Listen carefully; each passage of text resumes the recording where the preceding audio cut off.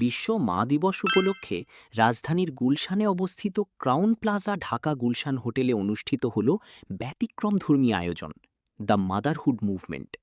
ব্র্যাক ব্যাংকের তারা ব্যাংকিংয়ের সহযোগিতায় আয়োজিত এই অনুষ্ঠানে এক ছাদের নিচে মিলিত হন উদ্যোক্তা মা, কর্পোরেট নেতৃত্ব ও বিভিন্ন পেশাজীবীরা। হোটেলের ২৫তম তলার বলরুমে দিনব্যাপী আয়োজিত এই অনুষ্ঠানের অন্যতম আকর্ষণ ছিল ঢাকায় প্রথমবারের মতো আয়োজিত মাদার্স মার্কেট। এতে অংশ নেয় ৩০টি নারী নেতৃত্বাধীন ব্র্যান্ড।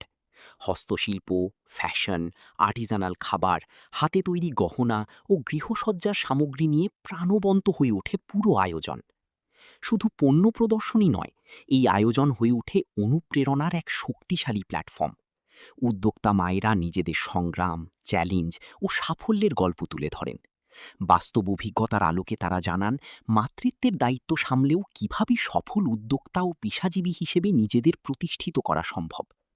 অনুষ্ঠানে বক্তব্য দেন ক্রাউন প্লাজার জেনারেল ম্যানেজার কার্থি ভিকে এবং ব্র্যাক ব্যাংক তারার প্রধান মেহরুবা রেজা।